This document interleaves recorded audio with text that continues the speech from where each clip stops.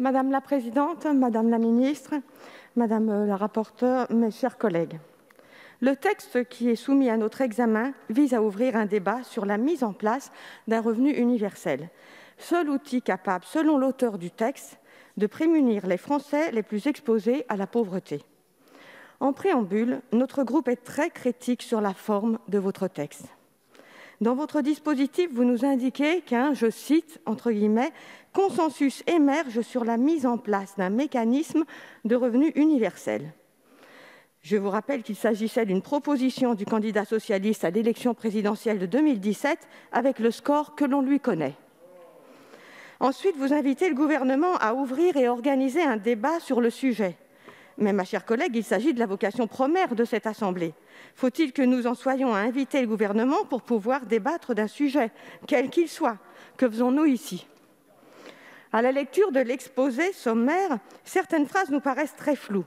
Je vous cite, entre guillemets, « Elle n'abîme pas la valeur du travail, la valeur travail, elle soutient la valeur activité ». Alors que nous pensions qu'une des leçons de la crise sanitaire serait l'humilité, nous avons dû nous raviser.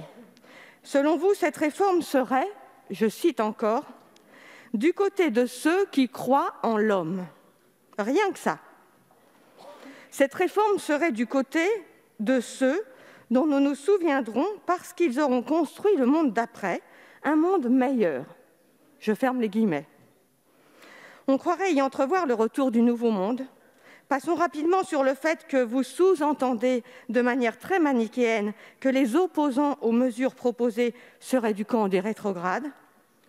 D'autres phrases nous rappellent des slogans malvenus. Je vous cite : « Soyons généreux, soyons audacieux, soyons français ».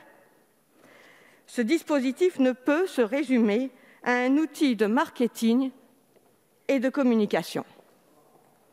Sur le fond, cette crise a rebattu les cartes et la crise économique et sociale qui succédera à la crise sanitaire sera d'une ampleur telle qu'elle nous obligera à innover, à repenser notre système de protection sociale. C'est la raison pour laquelle, si nous ne sommes pas favorables à la distribution d'un revenu à tous nos concitoyens sans contrepartie, qui serait un permis à l'oisiveté, nous sommes néanmoins ouverts à la réflexion sur ce sujet. Pour notre groupe, la distribution d'un tel revenu n'est envisageable que s'il est assorti de contreparties et en le concentrant exclusivement sur ceux de nos concitoyens qui en ont le plus besoin. Parmi ces contreparties, nous proposerions d'imposer un certain nombre d'heures de bénévolat, comme une contrepartie à la solidarité, permettant aux bénéficiaires de rester dans une démarche d'activité. Travailler quelques heures en contrepartie au bénéfice de la solidarité nationale permet d'acquérir des compétences nouvelles, de se sentir utile, de nouer des liens, de rencontrer des gens et, in fine, de s'accomplir, de s'émanciper et d'avoir une vie sociale. Cela se fait déjà dans certains départements en contrepartie du versement du RSA, sans que cela ne soulève de problème. D'ailleurs, le Conseil d'État a reconnu conforme la signature de tels contrats dans un arrêt du 15 juin 2018. Enfin, nous ne parvenons pas à comprendre que vous ne discriminiez pas les bénéficiaires pour privilégier ceux qui en ont le plus besoin. Concrètement, un étudiant dont les parents sont fortunés pourrait se voir octroyer un revenu par l'État. Finalement, il ne s'agirait plus pour l'État de résorber des inégalités, mais de les pérenniser aux frais du contribuable. Sur le financement, plusieurs éléments nous interpellent. D'autre part, vous présentez une hypothèse de financement, et c'est courageux de votre part d'avoir poussé la réflexion à ce niveau de détail. Néanmoins, vous dites que ce dispositif est soutenable financièrement à budget constant, mais de quel budget est-il question? Car cette année, nous n'avons voté que des budgets exceptionnels pour faire face à la crise qui, par nature, ne sont pas soutenables financièrement. Vous dites également qu'il suffirait de fixer un taux d'imposition moyen de 30 %. Ce taux s'applique-t-il au revenu universel que vous défendez? Car dans ce cas, vous paupérisez nos concitoyens les plus pauvres.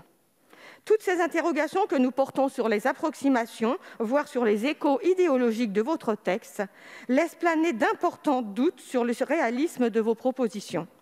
Ainsi, et pour conclure, notre groupe est ouvert à débattre du concept de revenu universel, mais nous ne partageons pas votre façon de l'envisager. C'est pourquoi la majorité des membres de notre groupe s'abstiendra sur ce texte.